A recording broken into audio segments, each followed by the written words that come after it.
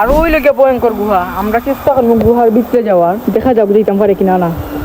আর এই জায়গা থেকে মূলত সম্পূর্ণ খাগড়াছড়ির শহরের ভিউটা পুরা সুন্দরভাবে দেখা যায়। সবশেষে আমরা একটি অঙ্কের গুহা, তার শুনতে পারা যে গুহার যে ঝর্ণা থেকে পানি পড়ে, পানির আওয়াজ।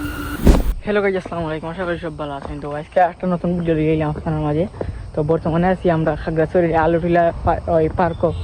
ভিডিওতে আপনারা দেখাইমু রহস্যময় আলুটিলার খাগড়াছড়ি গুহা। বর্তমানে আছি খাগড়াছড়ি আলুটিলা পার্কের গুহার সামনে যে গেট, ও গেটটা, আর গেটটা দেখতে খুব বেশি সুন্দর। আর এই জায়গাটা শুধু খালি গুহা না, আছে চারপাশের প্রকৃতিক সুন্দর সবুজের সমাহার। তারপরে লইলাম টিকিট কাউন্টার থেকে টিকিট। একটা টিকিটের মূল্য হইল গিয়া মাত্র 40 টাকা। আর টিকিট কাউন্টার পড়ছে গিয়া গেটের পাশে। আর এই জায়গাটা পড়ছে খাগড়াছড়ি শহর থেকে 7 থেকে 8 কিলোমিটার। খাগড়াছড়ি শহর থেকে 20 থেকে 25 টাকা ভাড়া দিয়ে আপনারা এই জায়গায় উপভোগ করতে। তাছাড়া এই জায়গার মাঝে আছে গুহা, পাহাড়ি ঝর্ণা, স্থানীয় দোকানপাট, পাহাড়ি সংস্কৃতি। জায়গার মাঝে আপনারা অনেক কিছু পাইলিবা মাত্র এক জায়গা। তাছাড়া এই জায়গার মাঝে ফটো তোলার লাগি অনেকগুলো স্পটিং আছে। আর এই জায়গা থেকে মূলত সম্পূর্ণ খাগড়াছড়ির শহরের ভিউটা পুরা সুন্দরভাবে দেখা যায়। বর্তমানে আছি ঝুলন্ত ব্রিজও। তো ওই জায়গায় দুইটা ঝুলন্ত ব্রিজ আছে, ও একটা আর একটা আপনারা দেখাইমু। ওই জায়গায় আর একটা ঝুলন্ত ব্রিজ, আমরা ওটাতে যাইমু।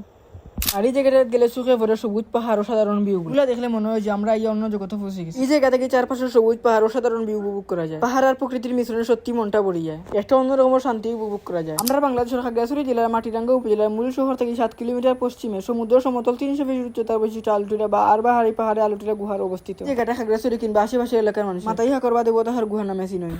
অত সময় আপনারা ও সাইড দেখাইছে, ওখান থেকে দেখাই আলুটিলা যে গুহা আছে, গুহা। তো সম্পূর্ণ ভিডিওটা দেখবা, আর আমরা আলুটিলা গুহা তখন যাইলাম। আর এই পার্কের মাঝে আছে দুইটা ঝুলন্ত ব্রিজ এবং অসাধারণ সুন্দর ভিউ পয়েন্ট গুলা। তারপরে আছে এই জায়গাটার অন্যতম সৌন্দর্য একটা স্থান গুহা। আমরা এখন আপনারা যাইমু গুহার ভিতরে। আমরা গুহা যাইমু, বর্তমানে সিঁড়ি দিয়া আমরা নামিয়া তারপরে আমরা আলুটিলা যে গুহা আছে ওটা যাইমু। গুহা যেতে হইলে প্রায় 10 থেকে 15 মিনিট আটিয়া তারপরে যেতে হয়। সবশেষে আমরা একটি অঙ্কের গুহা, তার শুনতে পারা যে গুহার যে ঝর্ণা থেকে পানি পড়ে, পানির আওয়াজ। গুহার ভিতরে প্রবেশ করলে মনে হইব যে অন্য জগৎ পার। শীতল বাতাস আর প্রাকৃতিক রকমারি শিলার প্রাকৃতিক চোখ জুড়ানো একটা সুন্দর জায়গা এই গুহা। এটি হইল খাগড়াছড়ি জেলার নাম করে একটা পর্যটন কেন্দ্র। আর ওই লোকে ভয়ঙ্কর গুহা, আমরা চেষ্টা করবো গুহার ভিতরে যাওয়ার, দেখা যাবো যেতাম পারে কিনা না। আর এই গুহাটা হইলো গিয়া খুব বেশি অন্ধকার, কোনো প্রকার সূর্য আর আলো প্রবেশ করতে পারে না। লাইট কিংবা মশাল নিয়ে প্রবেশ করতে হয় ভিতরে। এই জায়গাটার মাঝে আছে ছোট একটা ঝর্ণার পানিগুলা গিয়া গুহার ভিতরে ঢুকে। এই জায়গার মাঝে আইলে জলসাটা আর পাহাড়ের সবুজ মিলিয়ে এখন রকমের শান্তি। আমরা চেষ্টা করলাম যে গুহার ভিতরে যাইবার লাগে।